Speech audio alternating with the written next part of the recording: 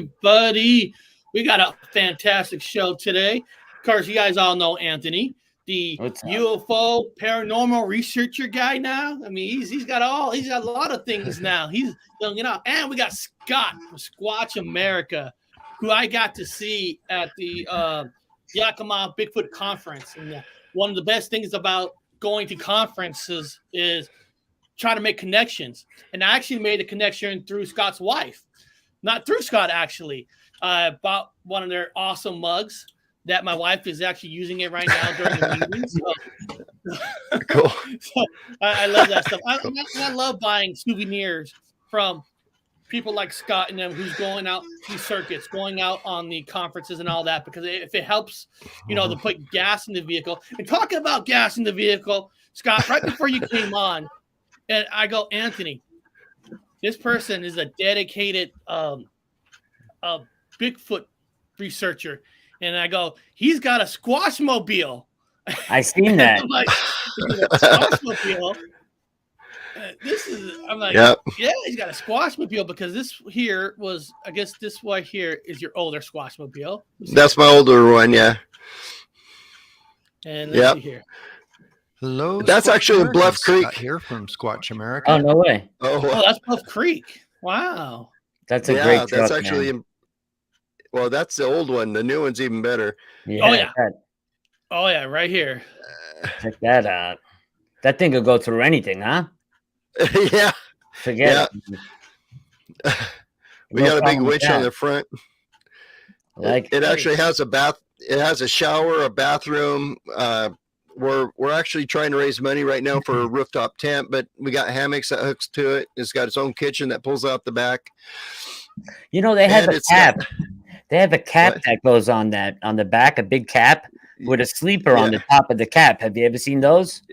Yeah, that's what we're trying to raise money for right now. But it's got this kitchen in the back. It's it also has infrared cameras 360 degrees around it, and a terabyte hard drive that records 24 hours a day, 7 days a week. It's got its own solar system that charges everything. Damn. So I never have to turn it off. Let me ask you a question, Scott. Is it an actual 360 degree thermal camera, or it's three separate? It's four. There's four cameras that cover 360 degrees around it. So they're not thermal, they're infrared, but it's got infrared spotlights on it too. And it also has motion detector that comes on, and it has spotlights all the way around it. So if something triggers one of the motion detectors, the spotlights will come on. My partner Ron and I are talking about that right now. That's the camera system there. Yeah. Oh, that's awesome, man. That's a heavy duty system. Mm-hmm. Yeah, it's got that boom. Got a boom mic. Yeah, it does. Yeah. It's just shotgun mic, and it can be turned, around so it tracks sound. And that's a cell phone booster. And that boosts the cell signal, because we've got yeah, that's it right there. That's my best researcher on my team. That's awesome, man. Look at all those batteries. Yeah, he's got to power all that gear. Yeah. Yeah. Yep. Let me ask you straight out then, by doing all that, I mean, that tells me that you're really out for the real deal. I mean, you're out really, truly researching this. I mean, to put that much effort into a mobile like that, you're not playing games. You're really out there. May I ask you, what's your main reason? What got you into that far into it, where you are willing to invest your own money into to find evidence of the Bigfoot? Well, actually, what really got me into it was I spent my whole life as my career was I was a Native American cultural anthropologist. So I worked with tribes all over the nation. But what really got me into it was my expertise was in reading petroglyphs and pictographs, reading those. And I was working with a tribe in California, and we were trying to document how long the tribe had been in the valley. This was in Yosemite Valley in California, and it was the Miwok tribe. So we were looking at these pictographs, and I saw a pictograph. I didn't know what it was, and this is probably like 25 years ago. And I asked the elder of the tribe who was with me. I said, what does this symbol mean? And he goes, well, that's Yayali. He says that in his language, but it meant hairy man. And I said, hairy man, like, you mean like Bigfoot? And he goes, yeah. And I go, they exist? And he looked at me like I was stupid. He said, yeah. He goes, yeah, they do. So then I started finding pictographs and petroglyphs all over the United States, and I was interviewing tribes and getting tribal stories. I interviewed over 75 tribes, and I figured if there's this much history, there's something to this. Absolutely. So yeah, so I started. I was always interested in the background. Everybody is a little bit, but and then about 5 years ago, I decided I was going to put up a Facebook page and a website to see if I could get some stories from people. Well, the local newspaper picked it up and did a story on it, and then it got picked up on the AP Newswire, and it went nationwide. And all of a sudden, my website actually got crashed with so many people submitting reports. Good for you. And so I was like, wow. So that's what kind of launched us. I was teaching school at the time, but then 2 years ago, my teaching job went away. Imagine that. So, but because you know what? Anyway, so we decided we sold our house. We bought an RV. I'd already started working on that truck, but so we just hit the road for the last 2 years and started traveling the nation looking for Bigfoot, following up reports. When we get a bunch of reports from a bunch of people in the same area, that's what I'm considering a hot spot. So that's where we go. I mean, we've been from Oregon to Maine, South Dakota, Texas, Alabama, and then back to Oregon. I mean, we've been across the United States 4 times in the last 2 years. We were just talking about Oregon a couple days ago with our friend Brown Dwarf. He's a Bigfoot researcher, and he was showing us prints in the mud and wood teepees that he had found, and the tree breaks and everything. Your visits to Oregon, have they been fruitful? Have you had any face-to-face Sasquatch experiences or close encounter experiences out there in Oregon as well? Well, yeah. 4 years ago, I actually saw one face-to-face for the first time. Wow. It was a point where we had got 5 reports from 5 different people. They didn't know each other in the same area at the same time. So I figured, well, that's got to be where we need to go. Oh, yeah. And what was interesting is one of my wife's friends, her dad it was his birthday, and he had never been out Bigfooting. So I said, hey, come on, let's go out and go Bigfooting. So I took him out that day, and we're hiking this trail in the Elkhorns. It's part of the Blue Mountains. It's probably about 20 miles south of where the Freeman film was taken. So we're hiking this trail, and I smelt this smell that was really bad. I'd never smelt it before. I mean, I'd heard stories, but I'd never, had never smelt it myself. And we were looking around the woods, and we were trying to figure out where it was coming from, and I couldn't see where it was coming from. So I decided to hike the trail a little bit further and see if it followed us, and it didn't. So we turned around and went back, and when we got back to where the smell was really bad again, I just kind of off in the woods just went, ugh, and it mimicked me exactly. Wow. It made the exact same sound I did. And that's give me an idea where it was coming from. And we saw it. It was about 200 feet away in this little tiny opening in the brush. And it was weaving back and forth looking at me. And then we heard this whistle and off to our left, and it's turned and walked towards where the whistle was. And once we got down, I had about 3 seconds to take a picture. And I don't know if you can see that face looking at you in the circle there. Oh, yeah. Yeah, I can see it right there. Mm-hmm. Uh-huh. And there's one standing behind it too. I never saw that one. But I got that picture, and then then we spent 3 days there, and I was hanging out. We climbed down off the hill. It was really steep, and where it was standing, we found 3 9-inch footprints with 3 15-inch footprints next to them. So juvenile. The one I saw was a juvenile. Mm-hmm. That's amazing. A lot of people, I've heard on multiple occasions that putrid smell, but what would you describe it as? Like, what can you what's the closest thing you could relate that smell to? Is it like rotting flesh, or just like a dirty person, or what? What would be what can you relate it to? Well, it kind of smells like I would have to say a wet dog and skunk together. That's ripe. yeah. So that's about it. Yeah. Scott, I've heard that a lot of sightings, more people will see sightings of juveniles versus the older ones, because the older ones have better senses. They smell you. They know how to hide better. But the younger ones are more curious, so they're more unlikely to get spotted by people. Do you believe in that theory? Yeah, I actually do, because the one I saw was a juvenile and probably just curious about humans. And, right. We've heard tales that the Patterson film, the Patty one, there was a child involved there. And then, of course, in the Freeman film, there's one, if you see at the end of the film, there's a shot that I had never seen before, but it just recently got enhanced.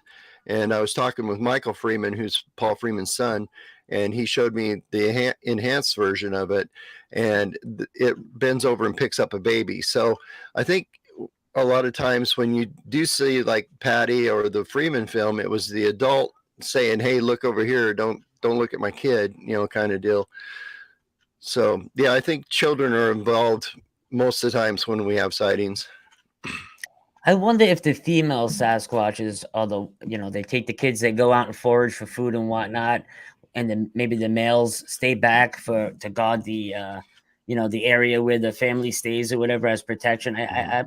Because you hear a lot that the juvenile Sasquatches are out, and the female. Those are the most common sightings: juvenile female. That's what you hear the most. Mm-hmm. So I'm under the impression that the females go out with the juveniles to forage for food, and the males, they stay back and protect the home front, so to speak. Would you say that makes sense? Yeah. It does make perfect sense to me. I was also talking to my buddy Doug Hijack. He did the Monster Quest series on the History Channel. He was the creator of that. Mm-hmm. He's also a big Sasquatch guy, big avid Sasquatch guy, and he was recently talking about handprints and stuff from the Sasquatch, and they leave this very waxy, oily residue on things that they touch, cars, windows, whatever they touch like that. It leaves this very waxy, oily surface that's like almost impossible to come off, no matter what you use to clean it.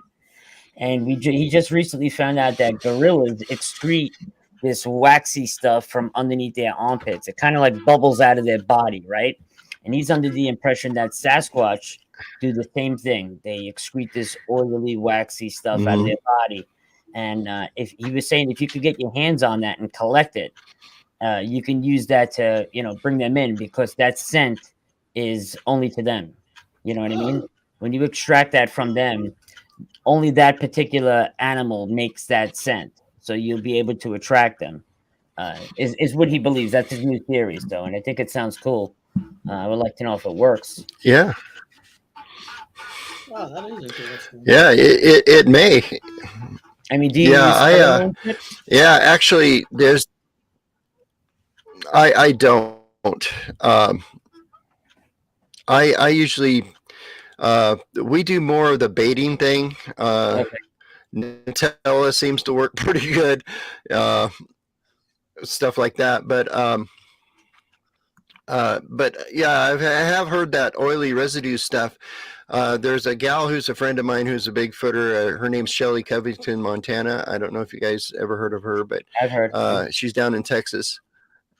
Yeah, and she makes these DNA kits and sells them. So I've got one of hers, and they actually, and she's actually working with Doug Hychek to create these things. So he So they have a collection thing for collecting that oily residue. It's a Right. tape we can put over to pull the fingerprints pull it off off. with. Yep, that's Yeah. exactly what So I'm I talking have about. one of those. Yep. Cool. Yep. Because Doug invented the pheromone chip. That was his first big Sasquatch invention that he did, and it seemed to work. So Yeah. Long Island Bigfoot says, Yep. I believe trust-based relationship is the best way for consistent understanding. So in Long Island Bigfoot, Mike, he believes that building a relationship. yeah. with Sasquatch- yeah. I agree. You know, it's interesting. You said like you were teaching at a school before. My sister-in-law, who went with us to the conference, is a school teacher, and she teaches at a high school next to the Muckleshoot Casino, where it's actually another native area. And what's cool about her school is, you know, she told her kids and stuff that she's going to the Bigfoot conference, going to buy some stuff and do a show and tell. And it's cool that her school supports it. Like, yeah, you That's know, awesome. go and have fun, show it. Yeah. I wish more schools were like that. They don't look at you like, you're going to go where? You're going to learn what? You know, but you know, Washington is, I don't know if you've done a lot of research in Washington stuff, but Washington people, you know, Sasquatch is part of the DNA. I mean, when we had the basketball teams, Sonics, before Starbucks sold them off to Oklahoma, those bastards, but you know, their mascot was the Sasquatch. And one of the things I noticed about Washington people is you know, when you ask them if they believe in Bigfoot, most of them will say, a high percentage will say yes, but the problem is they just don't care. They just don't care to research. You know, there's bigger problems than a Bigfoot. And I don't know if you've seen that in a lot of states. You've been in a lot of states investigating. Are there different flavors in different states on their beliefs on Bigfoot, percentage-wise, you think?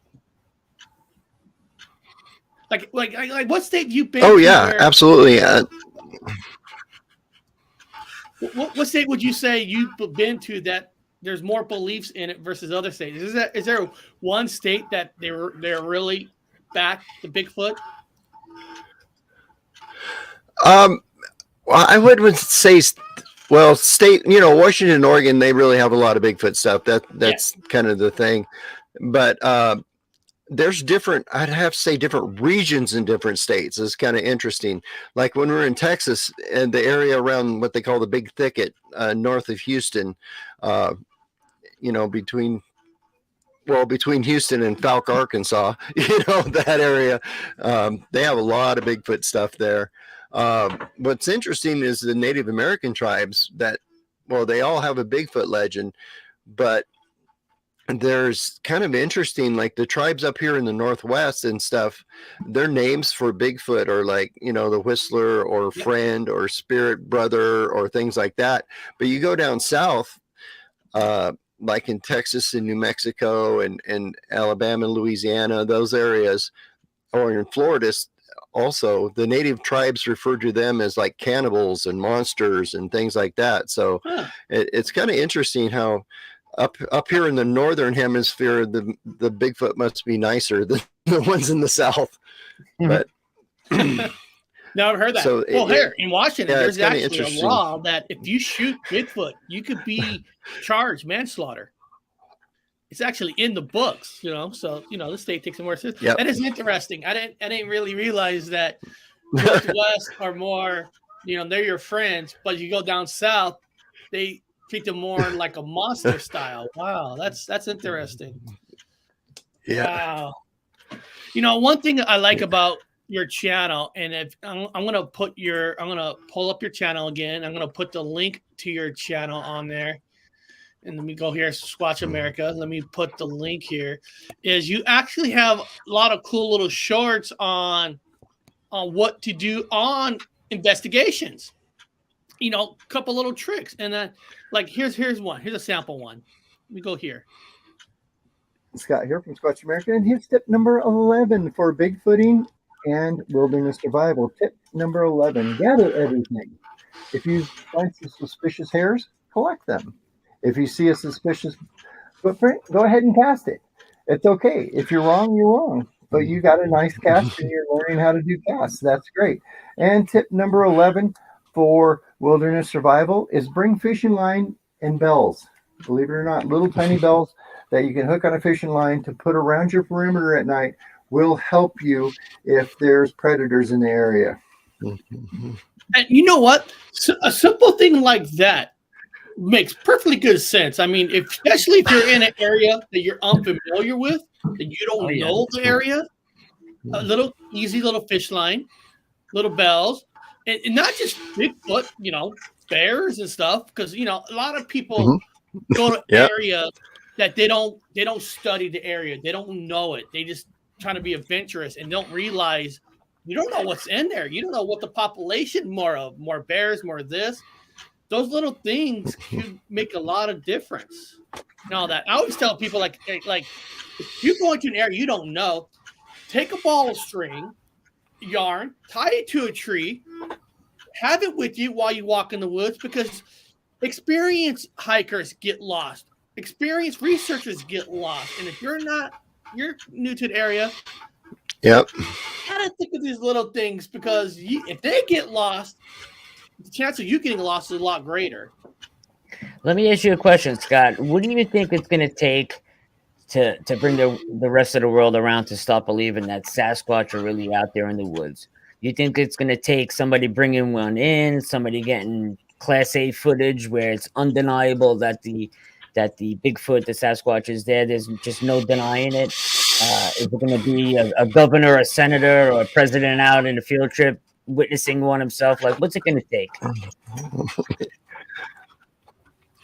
I think it's going to take a body, because we already have the film. The Patterson film is pretty much undeniable. They've tried to debunk that 1,000 times and they haven't done it yet.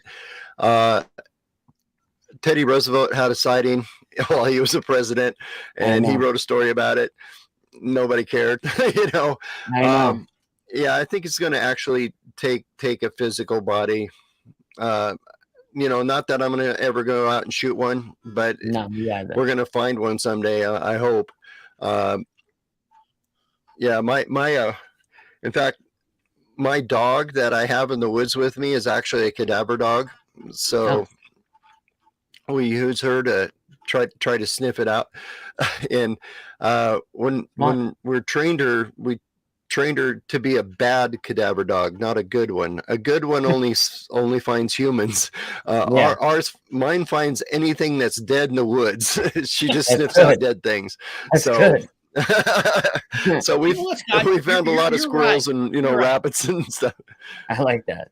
No, but you are right. It's going to take a body, unfortunately, because when you think of DNA in the first place, first of all, you got to have a lot of DNA to even make matches. You just can't have one DNA, because they're going to say exclusive. We don't know what it matches to. So you got to have several DNAs, and then who says who's ever doing that DNA is going to say it's from an unknown species, because you got to trust the people to even do your DNA, and then they got to have multiple DNA. But aren't you afraid? I'm always thinking, if I had the opportunity to capture a Bigfoot, I don't want to capture one, but say I do I want to tell people that I have a Bigfoot? Because I'll be afraid of who's going to come, who's going to take them. I guarantee police, military, or something are going to take it away, saying it's too dangerous to the public, and you never know what's going to happen to them after that. It's true. So I'm always afraid. What if he does have one? What's going to happen to that Bigfoot?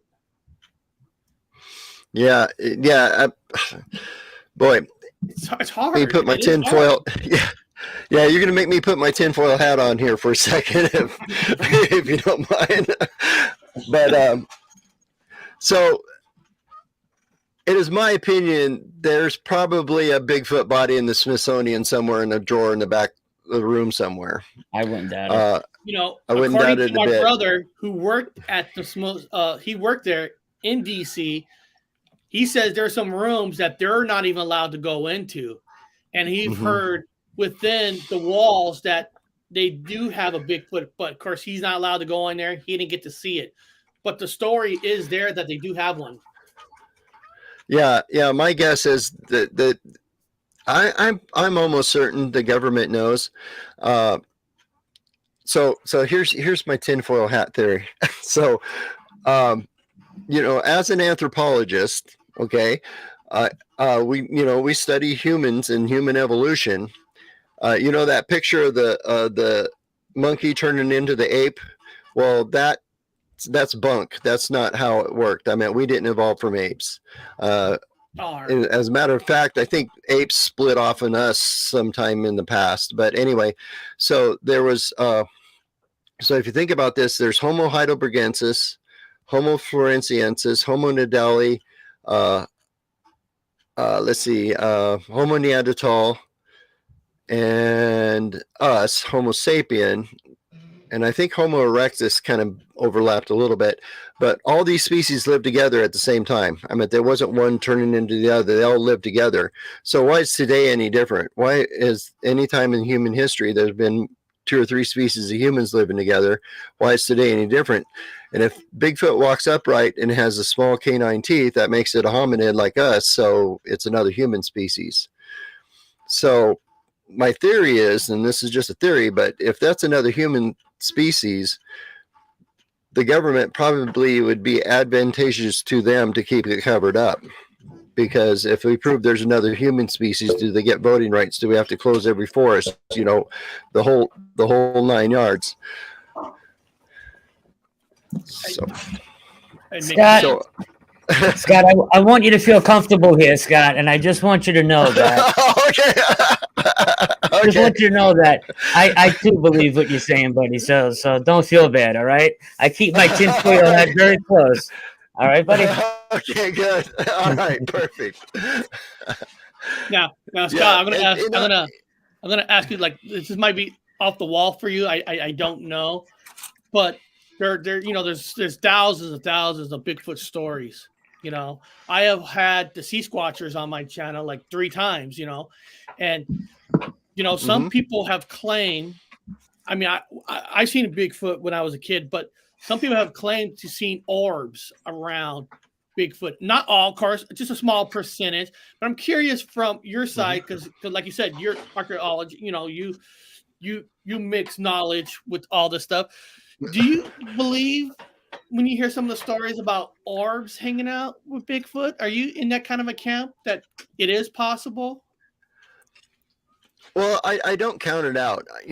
I kind of lean towards, I think they're like I said, another human species possibly. So they're very biological like we are. But on the other hand, working with, different Native American tribes, they have a lot of spiritual stories about Bigfoot and stuff like that. Like the Miwok tribe, that's the one I worked mostly with in Central California. They have a saying that everywhere a light goes, or everywhere Bigfoot goes, a light follows. Oh. So is that an orb? Possibility, yeah. So I don't count it out. I appreciate that, because some people in the community don't want anything to hear about orbs, or some people believe, some, not all, but because Bigfoot, some people say they see Bigfoot, but somehow they just disappear. So there's even some beliefs that they're portals, and when I bring that up, sometimes there's some people in the community that don't want to hear anything about portals, anything like that. And I'm always like, well, I want to hear all possibilities. I mean, why not? I mean, we're here, right? Don't you want to hear all possibilities? So Central California. So you've probably been around the Fresno area and the Sierra Mountains, Yosemite National Mountains in. Because I lived in Mariposa, which was right in the front gate of Yosemite National Park. Yeah, because I'm from Fresno, and we had our Bigfoot experience up in the Sierra Mountains by a place called oh my God, I hate that when your brain just freezes. Oh, I'm forgetting names. Poison Meadows, an area where we had our encounter. And one of the main things I tell people we remember about our encounter, when we heard the noise and saw the Bigfoot on the side, and all us young people, we're stupid, we're dumb, we know it. We got out, and everybody started to run after it. And then somehow this thing just disappears. And, is did it disappear somehow through a portal, or did it climb? And because we talked about it before, where military people, right, Rangers, SEALs, they can hide anywhere. I mean, they're trained for that. And I'm thinking, Bigfoot could just be trained. It's their area, their home. They probably can't just disappear just because they know the area, not because there's a portal or not, but we are on their land, right? We are trespassing on their area. So one part of the reason why we don't get to see them as often, because they know the area. They know a lot of humans are not as friendly as they are, and they're not going to show themselves. Right. Actually, I had a really interesting story that was shared with me by a gentleman who actually chased after a Bigfoot. He saw it and it walked into the woods, and he went after it. And he said he got about probably 50, 100 yards into the woods, and it was gone. It just vanished on him. Yeah. And he didn't know what happened to it. So he turned around and started to walk back, and it was standing behind him. And after he turned around, it had stopped and stood next to a tree and just let him walk right by him. So I think they're pretty stealthy, even for something that huge. You're talking about the master of the forest. That's their territory. Yeah. That's like going in the ocean and grappling with a shark. They're the master of the ocean. Sasquatches are the masters of the forest. They know what's good to eat, what's poison, what will get you sick, which way to go, the safest way to go. As we don't know that as humans, right? So you think you're tracking them, but they just turn it around 360 degrees and they track you. I mean, when it comes to that stuff, they're unmatched. They're unmatched. I think our friend Connor, Bigfoot Anon. And then Brown Dwarf wrote, I recognize Scott now. Blue Mountains, Oregon. Yep. Yeah, before we were Squatch America, we were Blue Mountain Bigfoot Research. Oh. Wow. So what do you think it is that we haven't found a body yet? Do you think they bury their own, or you think that when they die, they just deteriorate so fast like any other animal in the woods that we just haven't had the chance to just be there at the right place, right time to find it? Yeah, well, that's the thing. And it's kind of hard to find bones in the woods. Of any animal. Even bears. We did an experiment once. Yeah, of any animal. I know they've never found a bear in the woods that died naturally. What's interesting is, and this is something that I was at a conference about a month ago in Pocatello, Idaho, and it was me and Jeff Meldrum and Cliff Barrickman from Finding Bigfoot, and we were on a panel and people were asking questions. This question came up, and my answer to that is it's a numbers game, what it is. So in the Blue Mountains, where I did most of my research, there's 27,000 square miles of forest that nobody lives in. I mean, it's huge. And they say 1/3 of that a human's never even stepped foot in, ever, because of the terrain, and it's just massive. And so I asked the biologists here in the local with the Whitman National Forest Service. I asked their biologists how many animals were in the woods in that 27,000 square miles, and he said there's 10,000 deer, so we see deer all the time. There's 8,000 elk, we see elk all the time. He said there's probably 12 to 1,500 bears. I see a bear in the woods about every other year. He said there's 600 to 800 cougars. I've never seen a cougar in the woods. I'm sure cougars probably saw me, but I've never saw one in the woods. So if there's even 100 Bigfoot in that 27,000 square miles, the chance of me, percentage-wise, like finding, it's trying to find a needle in a haystack. I mean, and if it dies, and if they don't bury their dead, which I think they probably do, but that's just a theory. But and plus stuff lasts like 9 days in the woods, because everybody doesn't realize that how fast, you know, the bugs eat the flesh and Circle of life. Carnivores and stuff. But porcupines eat bones. They need the calcium for those quills. And another thing, the by pound for pound, if you count weight of animals, the most I can't say the word, the most plentiful animal in the woods are mice. Right. There's more poundage of mice than any other creature in the woods, and they eat bones too. So it doesn't take long for that to be gone. And how often do you see mice out in the woods too? You don't even see mice. Yeah, you don't. I've seen them before, actually. I've seen field mice. I mean, small percentage wise. Yeah. Let me ask you this. If you had the opportunity to tranquilize a Sasquatch, to dart it and not hurt it, take all the samples and blood that you needed, would you take the chance and dart it and try to get everything you needed? I actually have a dart gun, yeah. Cool. We take it in the woods with me. But we have, well, they're called DNA darts. They hit, draw blood, and fall off. Right. So I'm not I'm not a vet, so I can't get the, you know, tranquilizer to trank them, and I wouldn't know how much to use or anything like that. So we do have DNA darts that just draw blood. They were kind of invented for like the forest rangers to take blood samples from deer and stuff.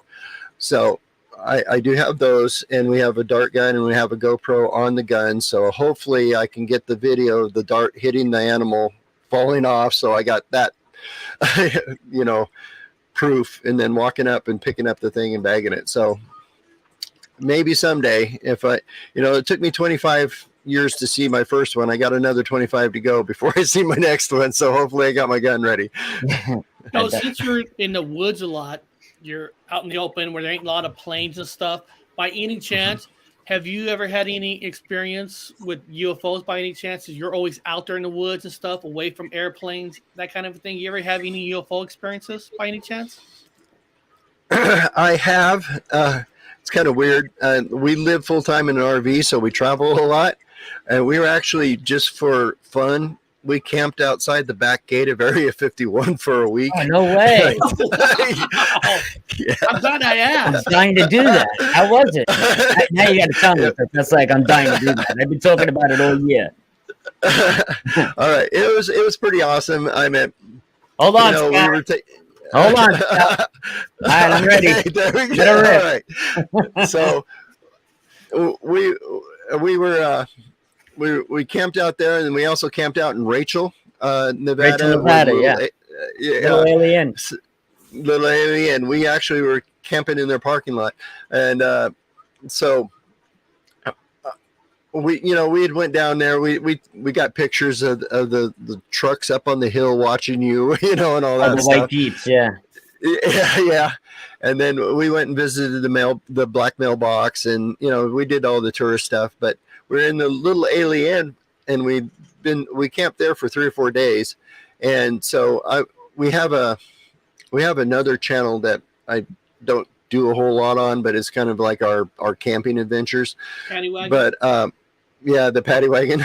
Yeah, that's the name of our camper. It's the Paddy wagon. But yeah, we got a big sticker of a female Sasquatch with high heels on the side of the camper.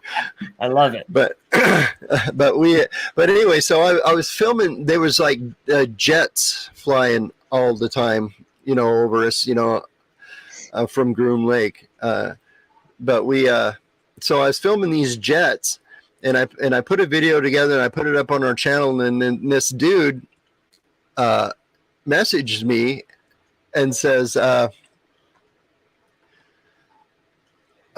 do you know you caught a UFO in your video? I'm like, what? So I went back and got the raw footage and blew it up and slowed it down. And like, yeah, well, I was filming the jets, but these 2 streaks of light, I mean, they were moving incredibly fast, flew right past the lens. And it was kind of funny because I had the parking lot sign. I was looking up the sky, but the parking lot sign for Little Alien said UFO parking only on it.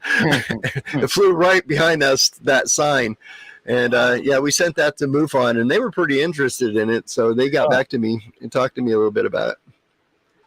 Did you got that on your channel by any chance? Yeah, actually, we did a breakdown of it after I found out, that was there. I went back and did a breakdown on the video. It's actually on my Squatch America channel. Oh, we gotta check that out. Do you have the title? You know the title of it? I want to find it. I don't.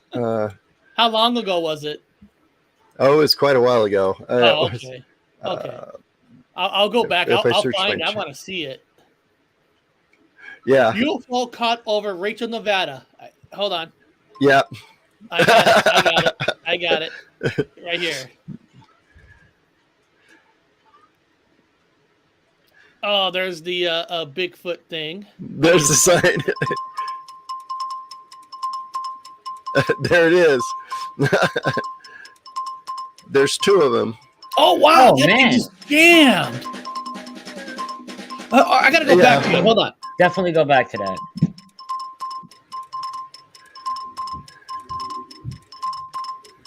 It just takes right off. Wow. Here's the raw footage.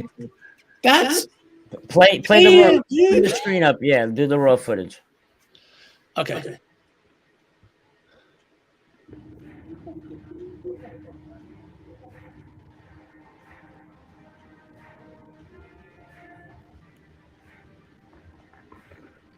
And I can see it hanging out there. There it there goes. you go. Oh. Go back again. It's right there. Wow. Damn. Good catch. Good catch. You know, Scott, Yep. I've heard that people who are more open-minded to possibilities, they see more things. Some people say because you're more open that they see even more paranormal type of stuff too. It's just because you open your mind to be able to accept. And I don't know if you have any paranormal experiences, but I'm going to ask you anyway, since I just learned that you had an awesome UFO video. Are you a believer in the paranormal world of ghosts, that kind of stuff, by any chance?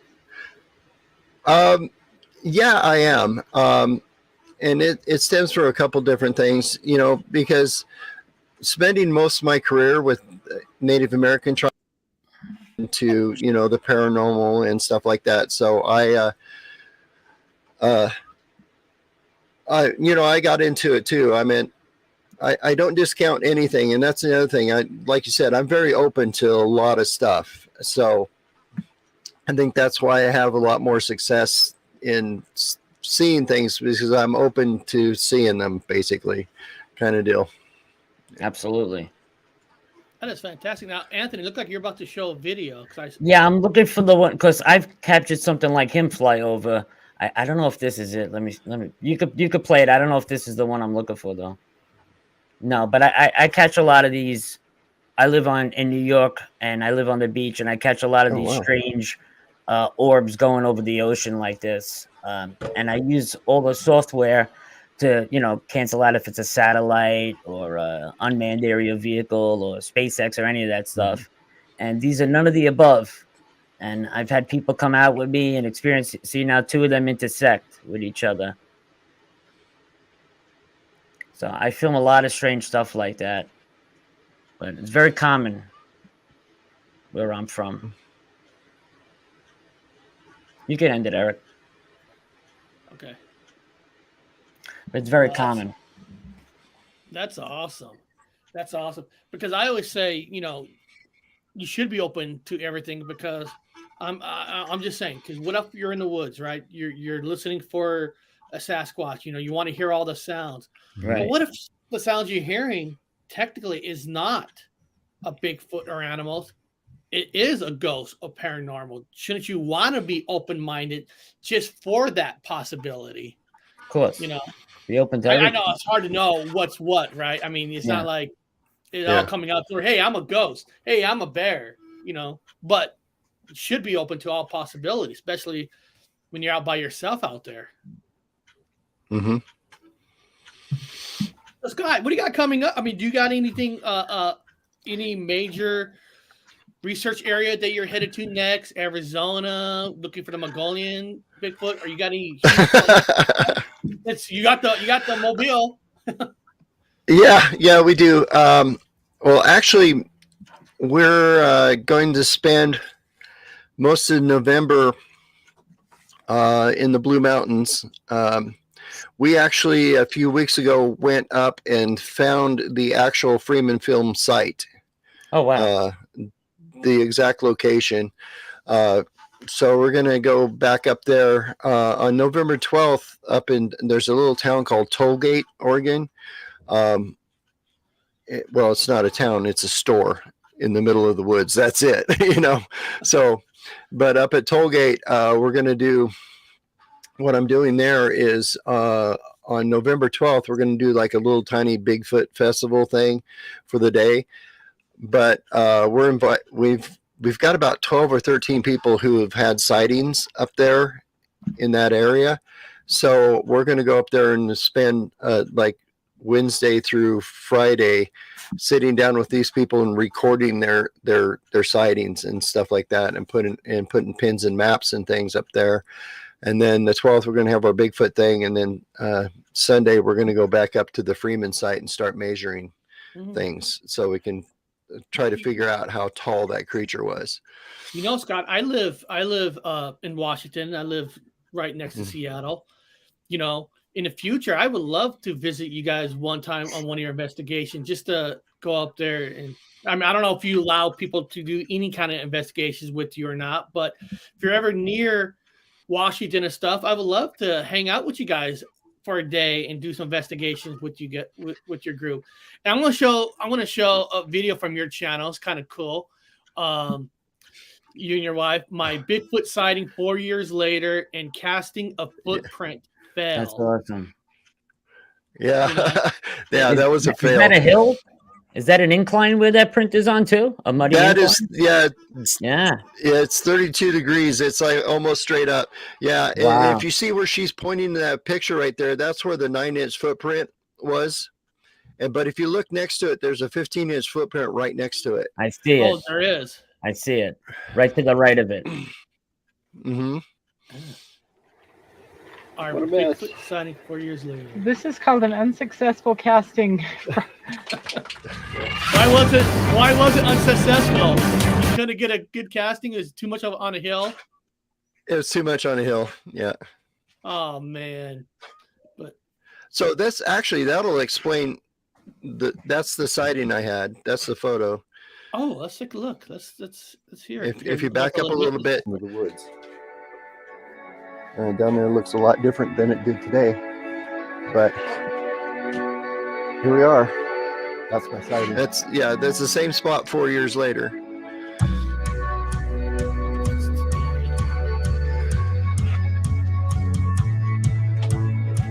So I'm looking at this photo. What am I looking at in this photo?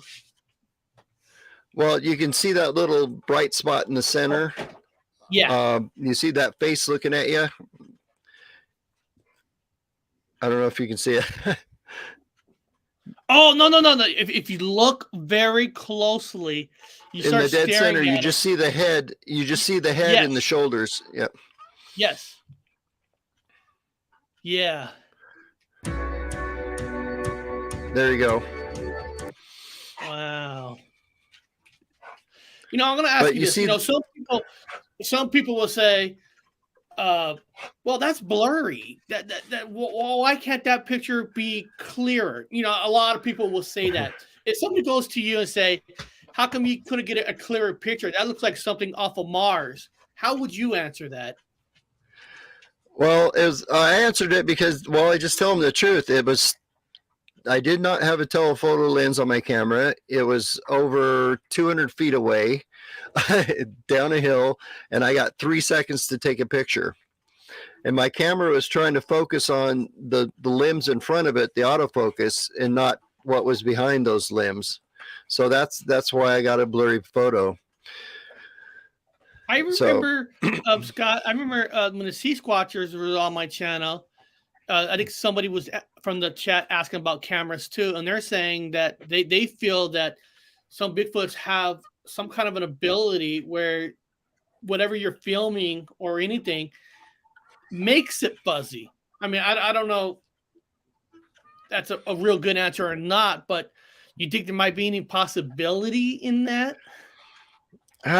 They could be. I know. Well, yeah. You know what? I'm almost tempted to go back to using film. That's enhanced. There's, right there. That's an enhanced picture. Wow. Yeah. Uh-huh. And what's interesting is you look at the color of this, it is different than the color of the environment that it's around. You got the green, you got the black. This is it's like a gray, kind of a gray Bigfoot. Yeah. There's that cast. Mm-hmm. I just realized I'm muted. You can make out in that picture how the head's coned out too. Yep. Yeah. You can. I gotta ask because Scott, you've seen a Sasquatch face to face, right? You familiar with the guy Todd Standing? Is very controversial. Yeah. Have you seen the image of the Sasquatch Jake? Yep. I mean, is that what it looked like? Is that what it looked like to you, or nothing like that at all? No, I'm just dying to know. No, nothing at all. No. There wasn't that much hair on the face, actually. And this is us failing a casting because, when we went back there, we found more footprints 4 years later in the same spot. Probably an active area. You could really see that hill, that 32-degree incline right now. Really good. Yeah. I don't think and what's funny, walk up that barefoot. No. And what's interesting is that little road we're on, that's actually blocked off. Nothing drives on there. They've got that gated off, so you can't get up there. So you have to hike into where this is. But what's interesting is when you go, you're not allowed to actually go up the hill. That's the watershed area for the Baker City, Oregon. So you're not allowed to go in that watershed area up there. So you're not supposed to go up the hill, but you can go down the hill because that's out of the watershed.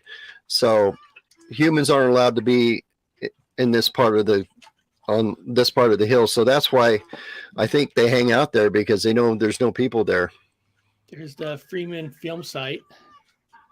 Yeah. Beautiful. You can jump ahead. Yeah. Fast forward, Eric. That is beautiful area. Yeah, that's us walking up the hill. There's the pond right there where he said they're down by the pond, and he got the casts of the footprints there. And then he was filming going up this hill here.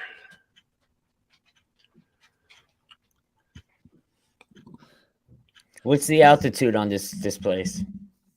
It's around 49. Yeah, if you jump way forward, this is us driving up there. But yeah, this is the site. This is me standing where the Bigfoot was standing, looking back down the hill where Freeman was standing down there in that opening down there. So this is kind of like he was filming those footprints on this trail. This is where the footprints were, and then he looks up and says, "Oh, there he goes." So, but you got, people in the chat, I recommend you guys going to his channel because he's got just all different kind of videos giving tips. Drop the link in the chat. Is that a cartoon? He's got a cartoon. That's our intro for our show. And actually, people, real quick, I know we got a few minutes left. Talking about cartoons, this cartoon right here, let me show you guys a picture of it.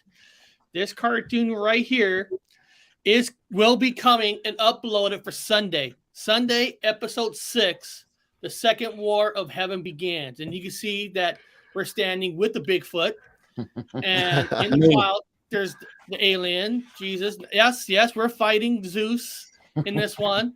We're actually going to be in heaven in this one. The last cartoon, we were in the ocean finding the evil mermaids.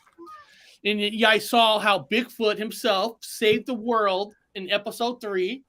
So So this is coming out this Sunday at 7 p.m. The link's not up yet because I got to upload it. I still got to tweak it a little here. So remember, guys, this Sunday, episode 6. Who's going to win in heaven? Is Zeus going to take over? Or are we going to save the day? We shall see. We shall see. We shall see. So we got just a few minutes left. I'm gonna ask like one last question. So Scott, why? So we'll have this be the last question of the day for you because I know you're gonna get going too.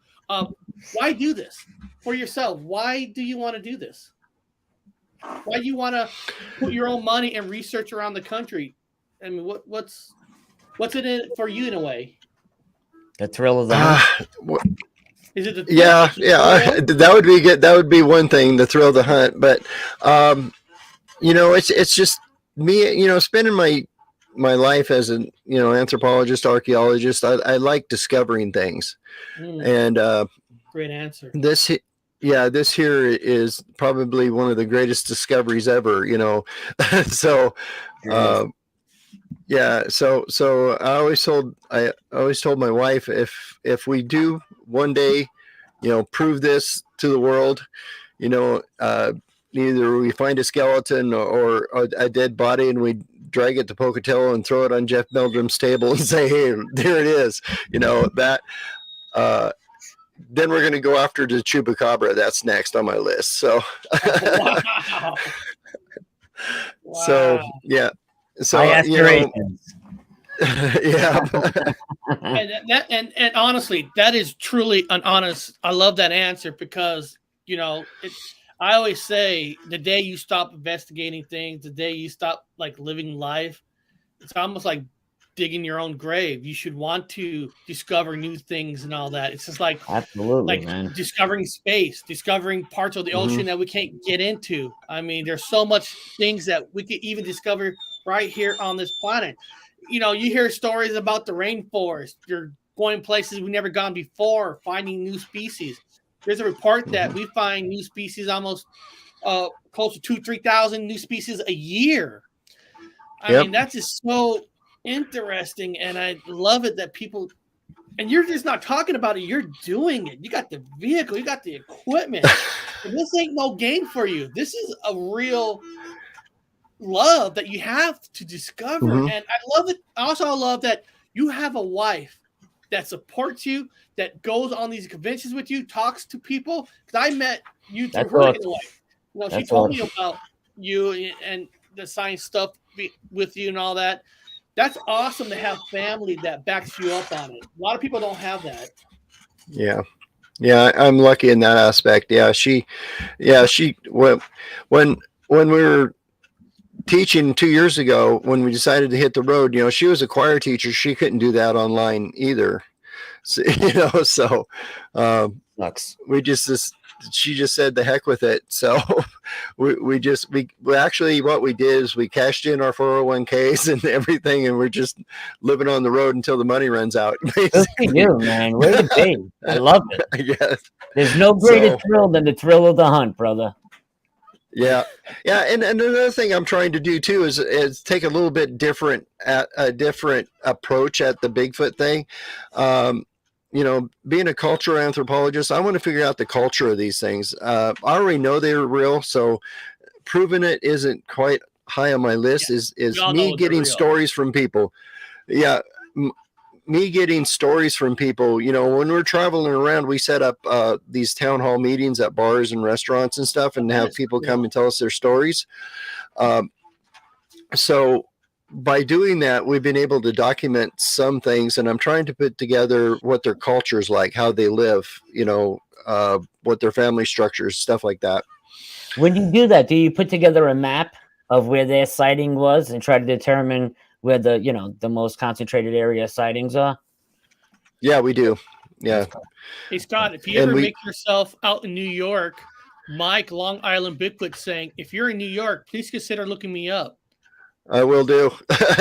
Yeah. And we get people that we actually, over the years, have got a pretty good, a bunch of, what Jeff Meldrum calls citizen researchers, but we have a group now of, we've got people in almost every state that who's part of our organization now.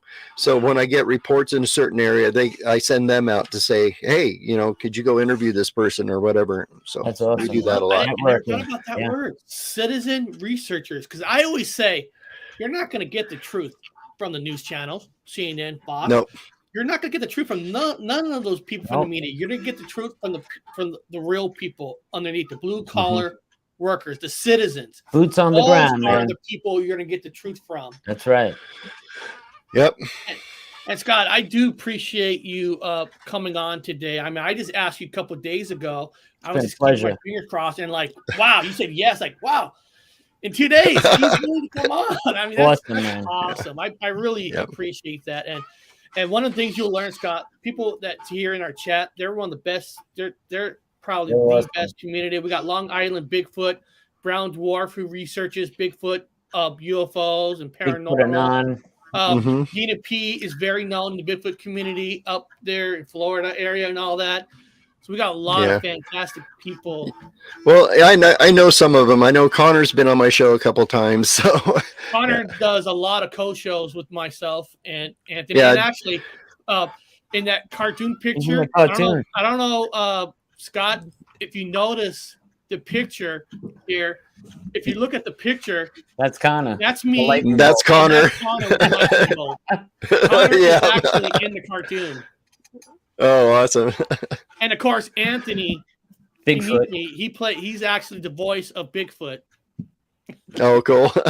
New York Bigfoot. What's great about the cartoon, Scott, is I'm not trying to sell you the cartoon, is we get a lot of people from the community, from the YouTube community, that does voices like Michigan Rob is playing Lucifer in the next one. Texas Front Porch played a general mermaid in the last one.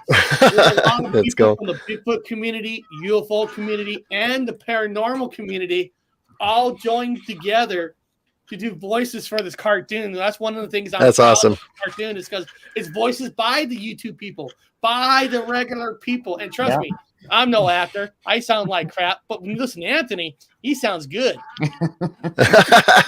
That's cool. Hey, so Scott, beyond that, you want to say any last things to the people before we end the show? I would say hi to Flat Rock. I know him. And Danny Staten was in the chat too. Yeah, Danny Staten. Flat Rock's been on this channel with us for over a year and stuff, and Flat Rock's awesome. You get to see a lot of footages of Connor going to Flat Rock's land, investigating. So, yeah, Flat Rock he's an awesome person. Yeah. Oh, and there's Danny Fuller. I know him too. So. Yeah. A lot of friends. Yeah. That cartoon is something else. Scott needs a character. And you know what, Donald Fuller? I probably will have, of course, not this episode. It's almost done, but next episode 7. My twin brother. He could play my twin brother. Sasquatch twin brother. Anthony Scott. He looks like Doc Brown a little bit. Doc Brown in the next one. We got it back. That'd be awesome. Yeah, but beyond that, I want to thank everybody in the chat for being here today. This is awesome. This is a thrill for me. Awesome, like Scott. I said, thank you so much, that's man. one of the best things about going these Bigfoot conferences and stuff. You get to meet people, mingle, and then next thing you know, you're on channels together. Friends and all that. So, Anthony, you want to say anything before we go? No, I just want to thank Scott, and I lots of luck on your research, and I hope you find what you're looking for, brother. Enjoy the woods, man. All right, everybody. I'll see you. We'll see. Tomorrow's Friday. I'm not doing a show tomorrow because I actually have some appointments. But Anthony, you have a show this Sunday with the director coming on your channel, right?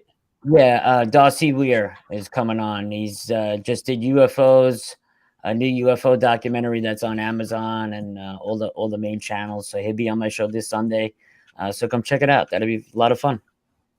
And if somebody could put that link to his channel for this Sunday, please do, because I love talking to directors, because sometimes I always wonder, why did a director make that? Did he have his own experience? What's behind directing a UFO kind of a show? So that's going to be fun. So beyond that, I'll see everybody later.